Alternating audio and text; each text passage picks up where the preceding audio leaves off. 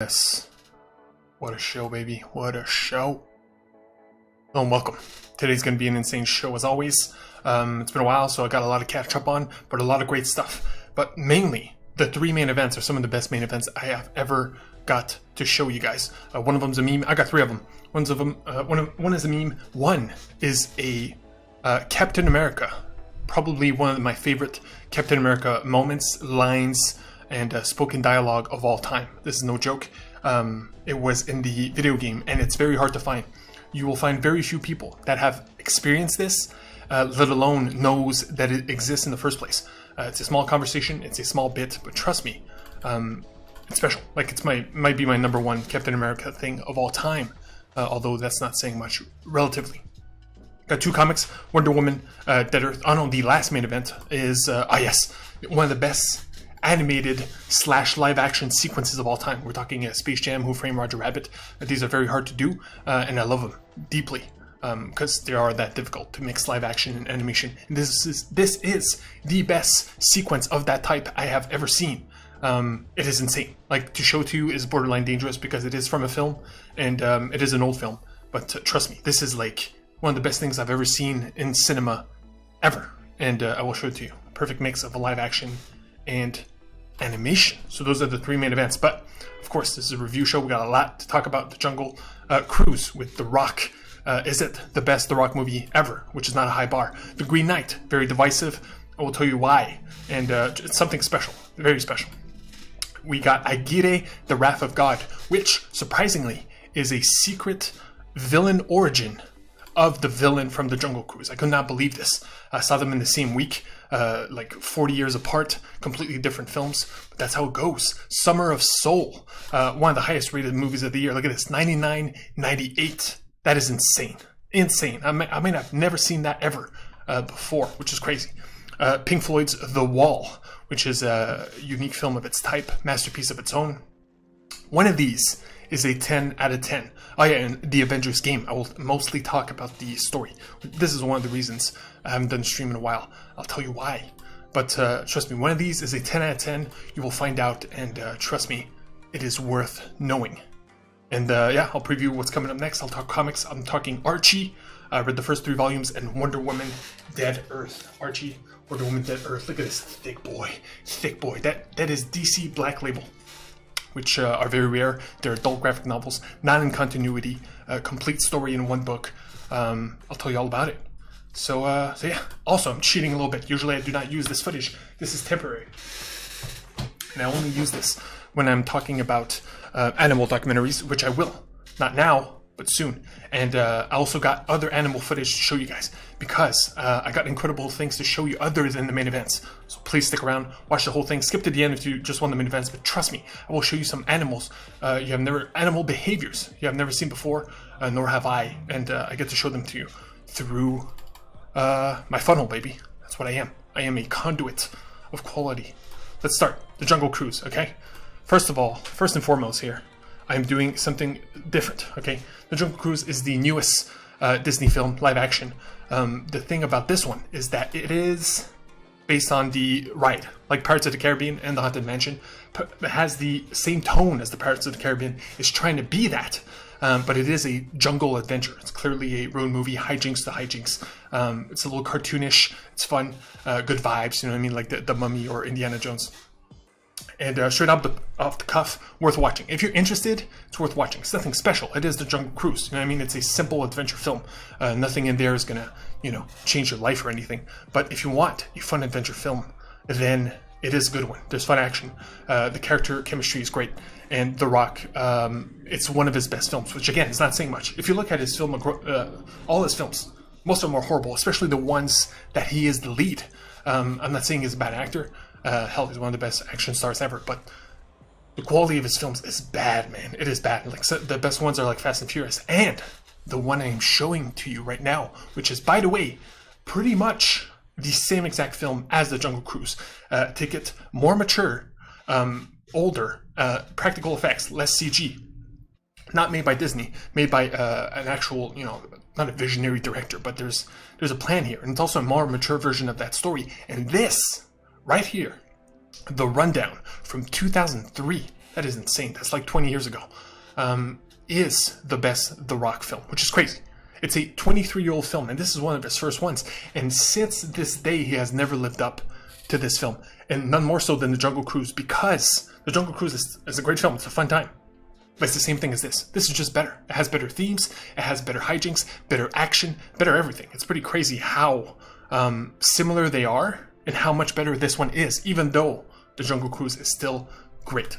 But this is just me wanting to put over the rundown, because if you haven't seen the rundown and you're feeling like Jungle Cruise, man, do both. Do both. Trust me, it's like one of the best nights. Do rundown after, just to see the comparison, because I haven't seen it in a while. But still, I stand by what I say. Especially that every time I watch a Rock film, I'm like, not as good as rundown. You know what I mean? It's just that simple. Still a great film. 8 out of 10. Certainly worth watching. It got me there. You know what I mean? Emotionally, and it's a good time. Also, the gay character in this film. It's funny because I thought he was over the top, but apparently it is the first time a Disney film acknowledges a gay character. There's been others, but they weren't acknowledged as being gay.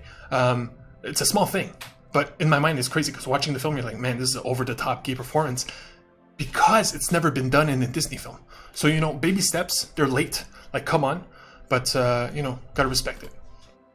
Okay, that's Jungle Cruise, The Green Knight. We'll go quick here, and I will not show you a trailer. I will not show you anything, because that's the way I went to go see it, and that is the way it is best enjoyed. This is a movie that critics love, film lovers love, okay? People that love patient, unique, indie storytelling done in a visual way that is... you know, stunning. You know what I mean? Like the Denis Villeneuve, like Blade Runner 2049. It's less about the story, more about the experience. The music is incredible. The visuals are incredible. Everything is incredible. The problem is, it is extremely slow, and the story is all over the place in terms of it's not a straight narrative. And here's the thing: the story is a Arthurian legend. We're talking Knights of the Round Table here. And I did not know this. When I went to go see this film, I did not know nothing except for the poster and the fact that it's well received. I sit down and I watch this film, and to me, what it was, which it is, and I stand by this, it is a dark, adult fantasy film. They don't exist. They don't exist. One of these come out every 10 years, if we're lucky. There's plenty of fantasy films, but most of them are geared towards kids, or at least they're not as mature as this. It doesn't get more mature than this. And I did not know that this was Knights of the Round Table, slightly based on real life, based on a poem. There's been this story literally retold in other films before. But because I don't care about history, because I, like, you know, I was going in blind, and there's fantastical elements that are thrown in your face consistently. I'm talking crazy visuals, CG effects. You know what I mean? It's like it is a fantasy film, even though it comes from a place of reality. And so, like I said, the less you know, the better. And you got to know that it's slow. There's no action. This is not an action film, and you got to go in for experience. You know what I mean? This is not classic point A to point B. Like Jungle Cruise has a clear plot from the beginning. This one is more ephemeral. If the word ephemeral film entices you, then you will love it. But again, like I say, it's very divisive. People love it. Some people love it. Some people hate it. And that's how it goes. By the way, the main actor here, Dev Patel, is man, he's on the up and up. I want to put him over because he almost never lets me down. And he's one of those actors where I'm like, damn, this guy is sneakily. He's like Sam Rockwell in that way, where he's like sneakily just killing it in the background until like he will be recognized. Lion is one of the best movies of 2016. I believe it's my number one. This is one of the rare 10 out of 10s that I have not seen this movie since, but it's one of the like strongest ones. Like it's one like Shawshank Redemption, Lion to me are like, you know what I mean? It's strong. It's one of the best films ever. And Dev Patel's in there. He's not even the reason why that's good. By the way, the director of Lion, I looked this up. This is where my mind takes me. This is where what happens when you're deep in the film. You find some weird things, man. This is the director of Lion. I'm like, oh man, has he done something since? Yes. Mary Magdalene, okay, with big actors. You got Joaquin Phoenix and Rooney Mara. Nobody has seen this film. Nobody remembers this film. It is badly received. But what's crazy and blew my mind, this is Joaquin Phoenix as Jesus. My man, Joaquin Phoenix, the Joker himself, plays Jesus in a film, and no one is talking about it. It's like, damn. But see, that's what I mean. The cream rises to the top. You know what I mean? A good film will be remembered, and a bad film will be forgotten, regardless of the actors, regardless of the insanity that is a Mary movie with Jesus being played by Joaquin Phoenix. You know what I mean? It's insane. But maybe I'll watch it someday, just out of weird curiosity. Okay, let's go Archie here real quick, because I got some insane art. Every time I talk comic books, I got insane art to show you. In this case, it's very special, because Archie is a, man, it's an institution. This has existed since the 60s. I grew up on this. I got people I know that literally have houses full of Archie comics. Here's the thing, these are graphic novels, like straight up. A few years ago, they did a reboot, so to speak. So they have a full story. Like, this is beginning, and the beautiful twist about this, by the way, look at this art. Awesome. My man Anton Edwin. Yeah, it sucks they're this small. I wish they were bigger. Apologies. It starts with Betty and Archie just have broken up at like the age of 16 or whatever. And here's the twist. They have been together. This is one of my favorites. It's one of the cover from the issues. They have been together since childhood. So imagine from years 10 to 16, they are a couple, and then they break up, and then Veronica arrives into town, and then stuff happens. You know what I mean? So the love triangle is already not only set up, but it's already, you know what I mean? Like, the nuance is there. There's already like the first layer of the cake is like thick and like juicy. You know what I mean? You want to know about their relationship for that long. It's crazy, like, you know, childhood lovers. And Veronica plays, you know, she's not a villain per se, but let's just say you're not rooting for her and Archie, as you never have. But the way it's done here is extremely well done. And the first 3 volumes, good stuff, but nothing special. 4, 3, 4. It still has the hijinks, but on top of that, it has like a genuine story that is followed. You know what I mean? The third issue brings in Cheryl, which is, by the way, like the ultimate villain. Like, it's insane how villainous Cheryl is in this. But by the way, I love this one right here on the bottom right. Good stuff, man. This type of stuff showcases how like insane one artist from another is. Like, you know what I mean? Like, any of these, which, by the way, are all people that are passionate about this, because or else they wouldn't do these. Of course, they're paid to do them, but trust me, the passion you need to draw Archie is very small. Any artist worth their salt, like, wants to, like, you know what I mean? Look at Michael Gaydos. It just had to be Mr. Gaydos. Point is, look at this image. You know what I mean? It is breathtaking. This is a guy who's like, yo, you want to draw Archie? Hell yeah, I want to draw Archie. Boom, piece of art. And I mean a true piece of art. And this is like a small square in a trade. And to get this in the comic book shop, you have to order it specifically. The comic book business is a weird one, and I'll get into it one day. But point is, look at this. You know what I mean? The dichotomy of all these images is staggering. So yeah, I'm halfway through the first series from the main writer, Mark Waid. He wrote Avengers, etc., Daredevil. But so I'll keep you updated once I'm done. So I'm halfway. Boom, back into films. Here we go. Summer of Soul, like I told you, this one has insane scores. Okay, I'll go quick on this because it is a documentary, and it's very simple to tell you what it is.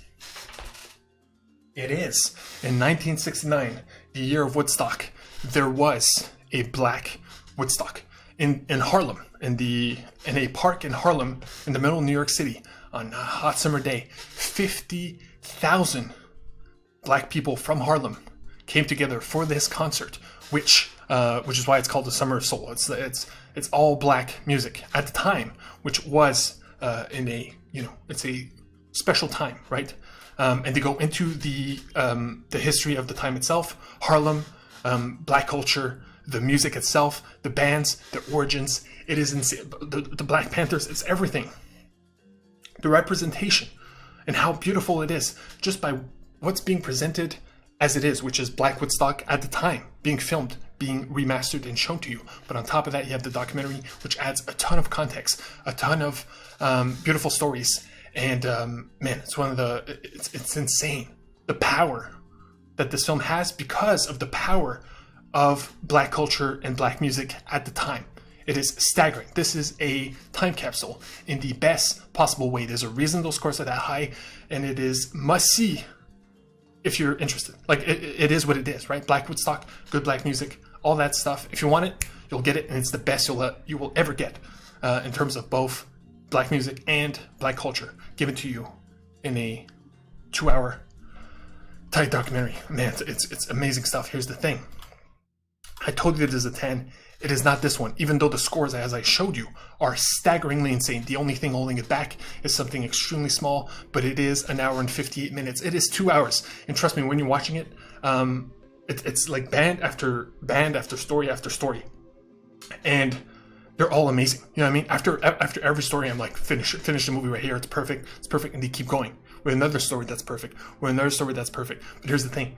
It just goes on for too long, and it is the same thing. It's such a small flaw. It's literally the smallest possible flaw. And in my mind, I'm like, there's nothing you could cut, but you do feel the length.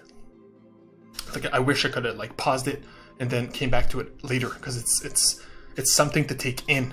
But yeah, Summer of Soul. Trust me, it's as close as a 10 as it possibly can be without being perfect. Which means, let's go. Okay, there's 2 more movies. We got Aguirre, which I will show you some insane animal stuff, and Pink Floyd's The Wall. But first, let's talk Wonder Woman, Dead Earth, the thick boy I showed you earlier. Okay, this one I will go light on because I want to avoid spoilers at all costs. Okay, thick boy, insane, scores insane, 4.2. A lot of people view this as their favorite comic book of that year. This is DC Black Label. I've read 3 of them. 4 of them, but one I won't talk about. Batman Last Night on Earth is one of my favorite Batman stories ever, but it's also the culmination of the Scott Snyder run. Started with Court of Owls. Fantastic stuff. I talked about it before. 5 out of 5. As good as it gets in terms of Batman. Joker Killer Smile, alright, but if you want a Joker story about a psychiatrist trying to break down Joker, it's good for what it is. 4 out of 5. Good stuff. But now, Wonder Woman, Dead Earth is the best of the 3, just because of on its own. This is the only thing I'll show you, because it's a piece of art. It's a double spread, and it is a perfect vision of what the art is. Yeah, so it's a classic writer-artist situation. And it's a post-apocalyptic Wonder Woman story. So she wakes up in a post-apocalyptic world. That is all I will say. A lot of people compare it to Mad Max Fury Road. I don't. They usually mean that in terms of the art, like the brutality, the heavy metalness of it all. You know what I mean? It's like grabbing you and shaking you and it doesn't let go. I haven't read much Wonder Woman stories, so I cannot quote me on that, but like, it is the best Wonder Woman story I've ever read. It's one of the best comics books I've ever read, especially as a whole. And it's must read. It's must read, like straight up. I don't know, like, I can't say nothing to avoid spoilers at all costs, because every reveal is exciting. You know what I mean? This is a post-apocalyptic DC universe. It doesn't go deep into it, but trust me, any big question you have is answered, and is extremely compelling. Wonder Woman, Dead Earth, I cannot put it over enough. Seek it out. I got it from the library. It's $40. It's worth the price, and trust me, it's one of those that deserves to be passed around. So yeah, that's that. Let's keep it going. Okay, Aguirre, I got some incredible animals to show you. Okay, I got some incredible footage to show you. This is a movie from the 30s. I saw Werner Herzog Festival. Like every weekend there's a movie of his. I haven't liked the others. I did not like this one. Straight up, I do not like this film. What's crazy is that people love this film. Like, it's one of the best films ever made or whatever. The reason it is, and you see it right now, is he literally took like 100 people, threw them in the jungle, and like, okay, let's go, we're filming everything. The story is very simple. It's a bunch of people trying to find El Dorado, the mythical land of gold. You know what I mean? We get there, that's it, we're rich forever, we did it. You know what I mean? We're legends. So it is like just a bunch of people, horses, real life being like trucking through mud, trucking through. There's a very simple story, but it is just the journey of men trying to survive in the jungle. They're like on a raft in the rapids, and it's like 12 people on a raft being filmed. You know, it's so real. Like, it's the reality is beautiful. But the story sucks. It is extremely slow, and to be honest, it's boring, like straight up. And that's one of the worst flaws you can be. Here's the thing: this director and these movies would not be revered as such if they weren't absolute moments of pure brilliance. And while I will not show you all of them, because I do not recommend this film, I will show you the animal ones because they are a must see. So here we go. First of all, I got a weird cut. First of all, you get this mouse taking care of her babies. And it's just like a mama mouse, like not a mouse, but mongoose or whatever, grabbing her baby, and just like she goes around and she tries to find a spot for them. Okay, give me a sec. I gotta turn on some repeat here. Boom. I'm rusty. Boom. And I just like the way she grabs it. You know, we've always seen cats grab their baby by like the neck or whatever, but it's the same thing with all animals, pretty much. It's not just cats. She just like grabs his whole body in her mouth, just to drag her someplace that is safer. It's one of those weird things that, you know, they're on a raft and there just happen to be rats, a woman rat that gave birth there, and he, the director, spotted it and was like, I got a moment. You know what I mean? It's a real moment within a film. And I think that's why people love his film so much, is he captures reality, even though the story and the conflict and everything else is just stale. Give me a sec here, sorry. Boom, we got it. Second animal. This is the cool one. Baby sloth. I have never seen a baby sloth in my life. And the guy's showing it to like this girl. He's like, look at this baby sloth. They sleep all the time. Look at him, he's so sleepy. Look, he's all tired. It's hilarious. And it's funny because he looks high, and shoot, but sloths sleep 23 hours per day. Imagine being a baby sloth. I wouldn't be surprised if they sleep even more. But he looks so happy in this shot, you know what I mean? It's one of those, I've never seen a baby sloth, first of all, and I've watched every nature documentary there is. I've watched more nature documentaries than, you know what I mean, than most. Never seen a sloth, let alone a baby sloth, this well presented. Again, this is a moment where, you know, they found it in the jungle. They're like, let's make a scene out of it. And here you go. And yes, it's weird. Like, you could call it animal abuse, but not really. Like, he's not just crying or suffering. And same thing here. Like, he keeps joking, right? Look how sleepy he is. And literally, if he didn't hold him correctly, it would fall to the ground and hurt itself. You know what I mean? That's how tired it is. It's literally like it's just sleeping in midair, you know?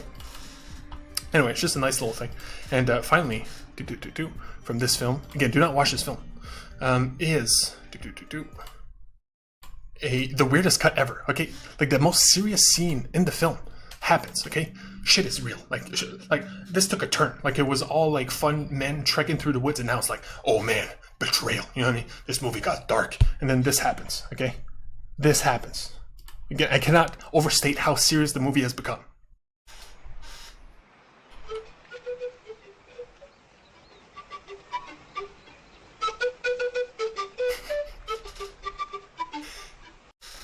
He plays that flute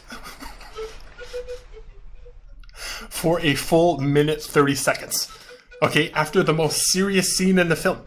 I wish I could do a montage, and I will. One day I will use this footage because it's too funny. It's too crazy of a cut to go from, you know, imagine like family dying, drowning in the water, cut to this guy. It is insane. I could not believe it. And the crazy thing, it happens like a second time later on. Anyway, the random flute solo is a classic. For that reason alone, this movie was worth seeing. But trust me, everything else, other than what I've shown you, you're good. You're good. You know, and the raft going through the rapids. 6 out of 10. Seriously, his movies, Werner Herzog, are like, they're rough, and I'm having a hard time. But I'll keep you posted. And plus, I always have funny clips like that to show you guys. Man, we'll do Avengers first. Okay, we'll do Avengers first. This is the reason I haven't done anything in a while. Gotta put the music back on. Rusty, son. And I won't show you much because I want you guys to experience this. I was gonna stream it, but in my head I was like, nah, because it was a free weekend. I do not own this game. They had a free weekend on Steam. Download it, which means from Friday to Monday morning, you get to play this game completely. It's like it's yours for 3 days. It's awesome. They've done this for Borderlands 3, and I did the same thing with Borderlands 3, where I finished the whole game, now within 3 days, because I cheated, in the same way I cheated with this game. The trick is that Saturday night, around Sunday, usually there's an update, and to make sure so that, you know, after the time is elapsed, the game shuts down. You cannot play anymore, or else, you know, it's cheating. You cannot play a free game forever, but you can if you leave the game on and your computer on for days. If you sacrifice, you know, your computer chugging, not shutting down, just for the ability to finish it and taking your time, then I highly recommend it. I did it for Avengers. I did it for Borderlands 3. Borderlands 3 was insane because my computer was chugging, and that game is over 70 hours, and I'm not kidding. And I did the whole freaking 70 hours. I do regret it because that game is not that good, but Avengers, baby, it is that good. And the beautiful thing about this, okay, we got ads here. Man, Suicide Squad, we gotta avoid it at all costs. I'm going Friday, by the way. The story is incredible, okay? Look, the game sucks. Okay, if I had to score it as a game, it's a hard 7, and even then, that's only because the story is good. The story is a 9 out of 10. I love the story. So much so that the action sucks. Like the gameplay itself is pretty boring, especially considering all the different powers and unique characters you have. It's pretty disappointing. And I won't go into spoilers because I really want you guys to experience the story.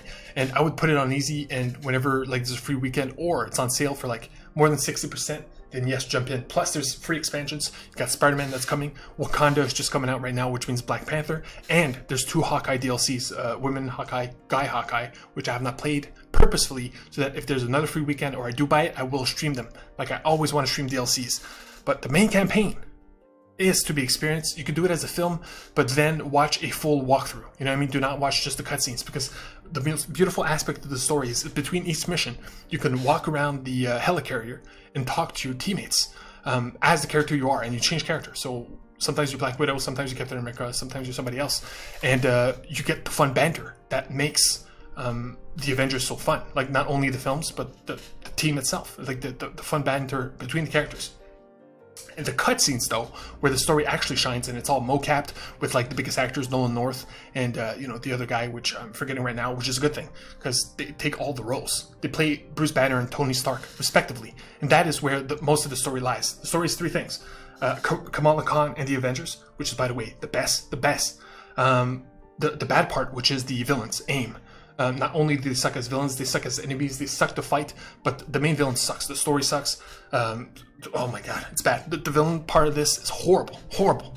It almost drags the story down, but it doesn't, because of the banter, because of everything else. And the third thing is the Inhumans. This is an Inhuman story of not only their birth as a species, but their bigger stakes within the Marvel universe. And they use, this was done like, let's say this story was written 4 years ago. Okay, there's been stuff in the news happening. BLM being the big, Black Lives Matters, right? Being a big one. I'm not saying that was an inspiration, but let's just say there's big similarities between the seriousness of how the Inhumans are handled with real life repercussions, and I do respect that. But that is not the main focus. Okay, here we go. Let me do shit. Sorry about that. I just the whisper swear. Okay, we're back to animals for just a bit. I cannot overstate how good the Miss Marvel and Avengers stuff is. This is a Miss Marvel. It's not even her origin story. It's her joining the Avengers. It's like a different origin story. What's cool about that is I'm reading the comic right now, and I have covered it. And there's a series that's coming within a few months. Within this year, we will see Miss Marvel in live action. And all those stories are different. All those origins are different. The comic, the show, which has different powers. I don't know. There's controversy there. And the game, completely different. And they're all beautiful so far. Of course, we haven't seen the show. But this is specifically a Kamala Khan, Miss Marvel, and Avengers story, both together. And as such, I've never read a comic book or I've seen anything that will beat this. That's how good it is. It will be forevermore the Miss Marvel and Avengers story that is the best, because it is so well balanced. And what she brings to them, what they bring to her, is beautiful. Some people say like she's too fangirly, but trust me, if you were in her shoes, you would do like the same thing. Imagine being a part of your favorite thing on Earth, whatever it may be. That's the dream. If you love Pokemon, imagine being able to be a Pokemon master. That is the dream, right? And trust me, at her age, anyway, the acting is perfect. And let me tell you, it got me emotionally multiple times within almost every cutscene. I'm like, damn, how good is this mocap? How good is storytelling in games become? This reminds me a lot of Star Wars Fallen Order, which I respect. Same thing. The story is incredible, but that one has better gameplay. So again, the game as a whole would be a 7, okay? But the story itself is a 9, if not a 9.5. And seriously, I cannot put it over enough, except for the villains. That's the only thing. I talk a lot about this because I care that much. This is on IMDb, okay? Again, I'm not scoring it as a game, I'm scoring it as a story, because this is where I score films. It's a 9, okay? 9 out of 10. Must experience, especially if you're a Marvel fan. And take your time to go into the banter, because I will show you what that banter gives you, which is, by the way, the best Captain America moment ever. Which leaves us with one last thing, and I'm done after this, thank God. Long show. Apologies. Pink Wall's the Wall. It is a unique film. There's only a few of these in existence. Every now and then, Metallica did one, Beck did one, but it's a perfect mix of live action footage as well as concert footage. In this case, there is no concert footage. It is just the Pink Floyd music with incredible visuals about war, about a dude's wife and whatever. A lot of real life. It's very personal. And because it's Pink Floyd and it's one of the best bands of all time, the music doesn't falter.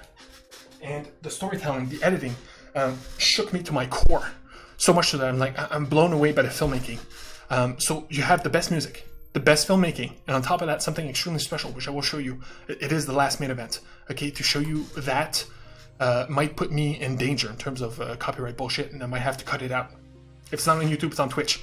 But I will show you the best scene of live action and animation mixed I have ever seen. It's extremely mature, deals with all topics of war and family and love and being betrayed by your love, and it's very, very, very personal on top of the music. And because it is unique to its type, now, again, 10 out of 10s are the best thing you could be.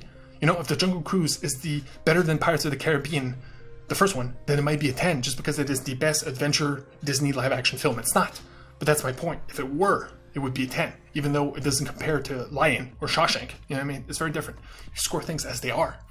So as it is, Pink Floyd The Wall will forevermore, and always has been, the best band, live action, music film ever made. There's only a few. There's like 5, 6. You know what I mean? And this is the first and the one to beat. That is why it is a 10 out of 10. Plus I will show you a sequence very soon that proves it as such. It is insane. But of course, yeah, if you hate Pink Floyd, you know, you won't like it. But trust me, it's an experience. I saw it in a theater, like when it finished, man, the vibe in the room, everybody left. It's very sad. It's very depressing, but it's important. Okay, sorry, main events here. Main events. I will talk more about it, but it is what it is. It's Pink Floyd, music, crazy visuals, you get it. So here we go. Yeah, that's it. That's the last main event. Okay, so let's do the meme first. Here we go. Give me a sec here. It's falling apart. Okay, Wonder Woman, get out of here. Damn it. Okay, let's show the meme. This reminds me. Okay, I smoked the meats. Okay, this reminds me of this, which is songify this. It was Mark Zuckerberg talking about smoking meats. Here we go. Yard where I am smoking these meats. Dude, he's smoking the meats. It reminds me of this. Okay, it's 3 seconds. That's why I made the preview. Here we go. What do you do here? I smoke some meat. Was there anything that I take? Yo, he smokes the What do meats. you do here? I smoke some meat. Was there anything that I take? I smokes the meats. That's it. What do you do here? I smoke some meat. Was there anything that I This dude has one purpose in life. He smokes the meats. That's it. Very simple life, but to be commended. If you want to look at the comments, I highly recommend it. There's some good ones here. But trust me, I have too many main events. We got to move on. Okay, like I told you at the beginning, this is one of the best moments of Captain America ever. Ever. And here's the thing. To get this is extremely rare. So in between missions, you can talk to people, usually once, rarely twice, and never, ever 3 times. This is the only conversation in the entire game that you can do 3 times. Not only do you have to want to, but you have to go out of your way to do so. You have no idea how many walkthroughs I had to go through to find this, because I did not record it for my own. I should have. But I found it. Like, respect to this guy, because this guy took the time to talk to people, which is the best experience of this game. You have to. You have to take the time to talk to your... and it's easy to do, but it's also easy to miss. And that is the best stuff. So here we go. So yeah, he's talking to Kamala. I avoid spoilers at all costs. So it's literally right as I press play. Okay, it's a small thing. You'll be like, really, Alex? Yes, really. Anytime. So, you ready for this? Yeah. I mean, no. Sort of. That feeling never really goes away. You just have to trust yourself and know we'll have your back when you need it. Thanks. That feeling never goes feeling away. Never really goes. Of not being sure. Of not being ready. That Captain America is always ready. That's the whole point. If he's not ready, you would not go into battle with him. You would not have the confidence that you can win against insurmountable odds. The only reason they succeed is that they know that Captain America has their back, and they have to live up to him. Okay? So for him to admit I mean, no. that he's scared Sort of. every single time, never really goes away. Just have to trust yourself. He would never say that You're to anybody back when else. you need He can never say that to anybody else. He says that to her because she needs it. She is but a teenager. She's going into an insurmountable battle with the Avengers. You know what I mean? It is a big deal, but it's also extremely scary. So to him, to put her at ease and to be extremely honest, this is one of the most honest moments in Captain America's life. Because of all the times he's done crazy stuff, from shooting Nazis in the face, from seeing horrific wartime events, Oh. from saving the world countless times with the Avengers. That feeling never really goes away. He always went in with fear. It's just a beautiful piece of writing. And I'm so happy to put that in. And again, you have to earn this. You have to earn Captain America's confession to being afraid at all times. He faces that fear. That's why he's the best. Not really. You know what I mean? By the way, he's not in this story much. It's one of the best things because he is a stick in the mud. He is boring. If you're not American, it's like, why? Right? But there's no denying his power. There's no denying why he's the leader.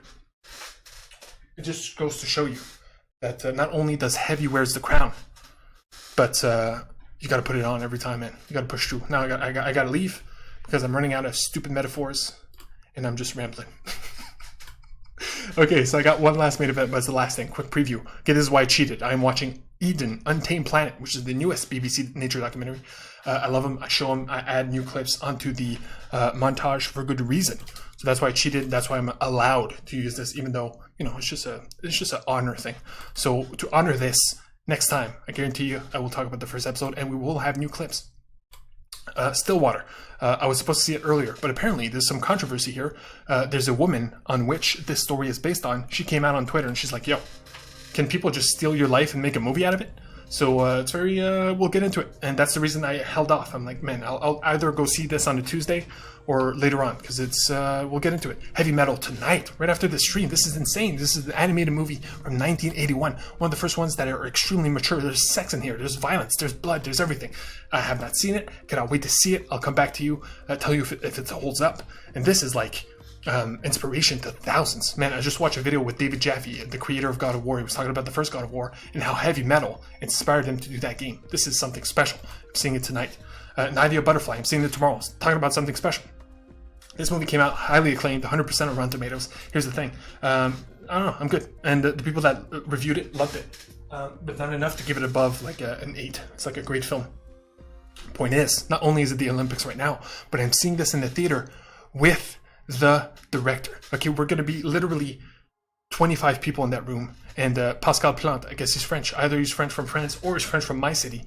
And this is a big film. Play at Cannes Festival. And again, it's extremely well received. Not score-wise here. 6.6 is enough. But in terms of critical reception. So yeah, it's a big deal, man. I'm in the room with the director. I'll be able to ask him some questions. And just for the experience alone, it'll be worth talking about. Batman and Long Halloween Part 1, Part 2, very soon. Suicide Squad this Friday. I got my ticket. As always, first showing, IMAX, best seat, best sound, best screen. Man, you'll have my thoughts. It's one of the ones I'm most excited about. And I forgot to show you this clip. I got this clip of, you know what, we'll do it in real time because it's that good. Actually, no, it's not that good because I'll have to find it. Point is, the director of James Gunn, director of Guardians of the Galaxy, did an interview. You have to do the rounds, Jimmy Kimmel or some bullshit. And he said that this is his best film by far. And he's extremely proud of it. And you could see it, the twinkle in his eye. You could see that it's honest, it's from his heart, and he could not be happier. DC came to him and said, do whatever you want. Whatever you want. It did not have to be Suicide Squad. He said, look, let me do Suicide Squad. Let me do all these characters. Let me have fun with it. They did. It's his favorite film. He is so proud. We should be proud. I cannot wait to see true passion bleed in a superhero film. Finally, the main event of many events. This is one of the best sequences I've ever seen on film. I'm showing it to you. I cannot do it justice because I cannot put full sound. Of course, this is Pink Floyd's The Wall. There is music with it, but I can't show you all of it. I will show you the visuals, which are breathtaking. But, you know, it's not the end-all be-all here. But it is to me, okay? Check this out. Okay, so anyway, I'll say nothing actually. I'm gonna turn off the music. That was a close one. Boom. Okay, I'll turn on the music here, but just for a second, literally, because that is all I can do without having to remove it forthright. Here we go. Oops. No, no sound. Oops.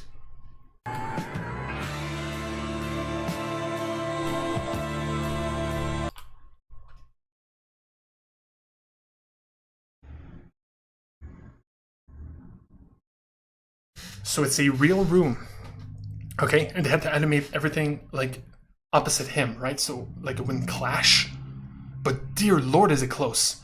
Not only are the design incredible, like these, you have never seen these visuals in your life. In your life, you know how hard it is to create something unique? Look at this creature.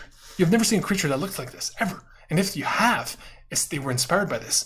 It's like a snake alien that transforms into a vagina type thing. It's like a dragon. It's everything. It's everything mixed in with live action, mixed in into the storytelling. This is him facing his fear of the women that betrayed him. So not only is the context insane, not only is the music breathtaking, because again, I can't show it to you because it's pure Pink Floyd music, but the visuals, the mixing of live action and animation here has never been seen ever like this, ever. Space Jam and like Who Framed Roger Rabbit has a colorful and funny tone to it. This is absolute darkness from within one's own subconscious and mind. It's very, very special, very special. And I wish I could show you more, but this is just to sell you on Pink Floyd's The Wall itself. I give it a 10, yes, for what it is in itself, but you have to watch it just for the experience, and this is just a taste. And yes, this is probably one of the best technically masterful sequences in the film, but trust me, there's more animation, there's more mature and special storytelling that is very rarely seen in cinema. So yeah, that's it. So like I said, all those things in the coming days, man, Suicide Squad, I'm so pumped. Heavy Metal tonight, and freaking meeting the director tomorrow of like a highly acclaimed film. That is like dream come true. So I'll keep you posted, and My Hero soon as well, because I gotta catch up, and it's time. My Hero Season 5, trust me, I'm on it, and we'll play the game, talk about it. And so yeah, and Avengers. Man, play it or watch like somebody play it without the camera. I don't know. It's as a Marvel fan, it is must watch. Till next time. Peace. Wait. Check chat. My bad.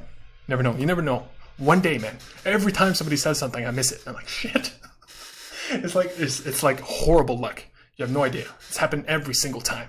So until next time.